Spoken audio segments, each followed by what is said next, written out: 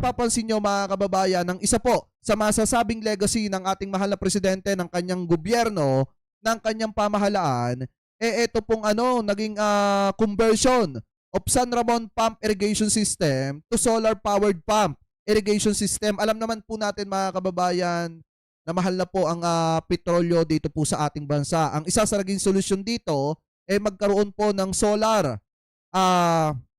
powered pump para po nang sa ganun mga kababayan tuloy-tuloy po yung ating mga irigasyon. So kung mapapansin nyo, wait lang yan napakaganda dito mga kababayan.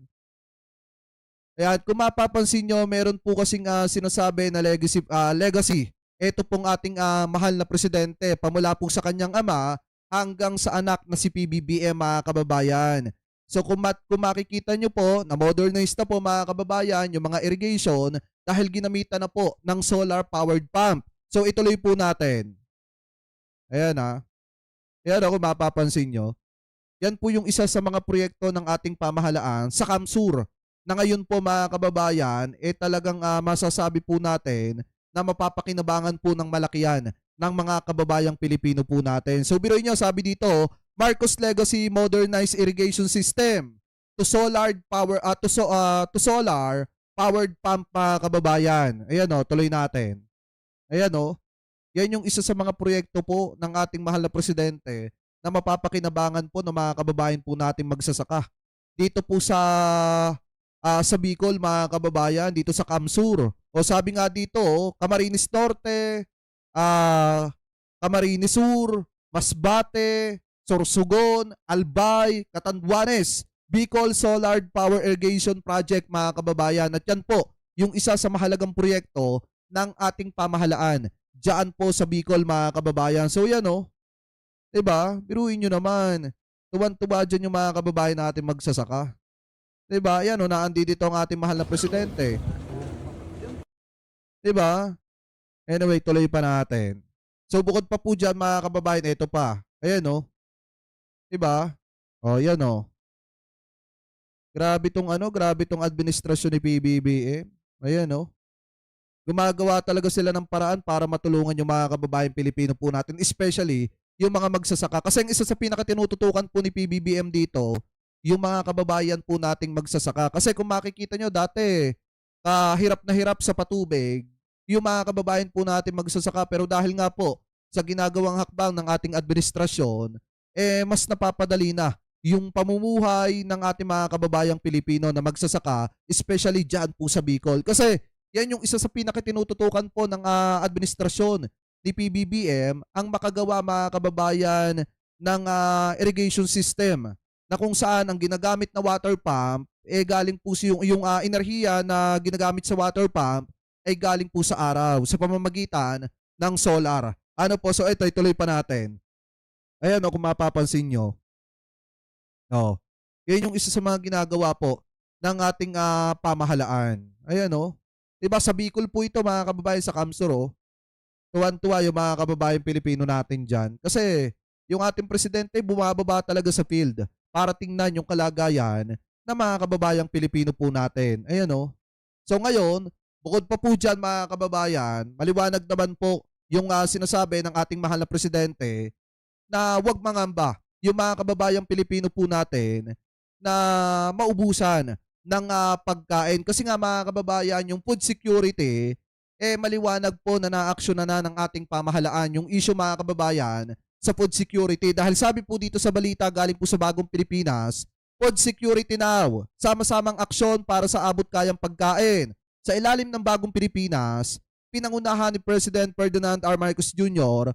ang hakbang para pigilan ang pagtaas ng presyo. Yan po yung naging resulta mga kababayan sa pakikipag-usap ng ating mahal na presidente doon po sa mga manufacturer o yung mga gumagawa ng mga pangunahing bilihin ng mga kababayang Pilipino po natin pagdating po sa pagkain. Sabi pa dito, government plus private sector partnership, 60-day price stability mga kababayan or hindi po itataas. Sabi pa dito, may sapat, may siguradong presyo, tiniyak ng pamahalaan at food firms na tuloy ang supply at hindi tataas ang presyo sa ngayon. Factories running, healthy inventories, at stable distribution mga kababayan. Sabi pa dito, bakit nagbabago ang presyo? Ang presyo ng pagkain ay nakakaapekto sa pandaigdigang sitwasyon. Imported raw materials, global tension, at supply chain delay mga kababayan. Yan po yung mga dahilan kung bakit tumataas yung presyo ng pagkain. So ngayon, sabi pa po dito, from monitoring to action. Yan po yung ginawa ng Marcos administration. Pinabilis ni PBBM ang koordinasyon ng gobyerno at ng pribadong sektor. Price freeze agreement mga kababayan or yung hindi pagtaas muna ng presyo ng mga pangunahing bilihin. Mahigpit na price monitoring o pagbabantay sa presyo, sapat na supply sa merkado, koordinasyon sa mga manufacturer. Yan nga po yung sinasabi ko sa inyo nung isang araw mga kababayan na naging resulta ng ginagawang pakikiusap ng ating mahal na presidente at pakikipag-ugnayan sa mga pribadong sektor na kung saan nakuha nga po ni PBBM yung tiwala galing po sa mga pribadong sektor na hindi po itataas sa loob ng 1 hanggang 2 buwan yung presyo ng mga pangunahing bilihin. Sabi pa dito, presyong kontrolado sa bagong Pilipinas. Sa bagong Pilipinas, ang pagtutulungan ang susi sa siguradong pagkain para po sa lahat. Kaya nga dun sa mga kababayan Pilipino po natin, wag po kayong mag-alala. At higit sa lahat, wag po kayong panic buying. Kasi kung makikita nyo, sinasabi po dito, ulit sa bagong Pilipinas, global crisis, kalmado ang Pilipinas. Tension sa Middle East pero handa ang gobyerno. Direktiba ni Ferdinand Marcos Jr., bantay presyo ng bigas, siguradong sapat ang supply at wala pong panic buying.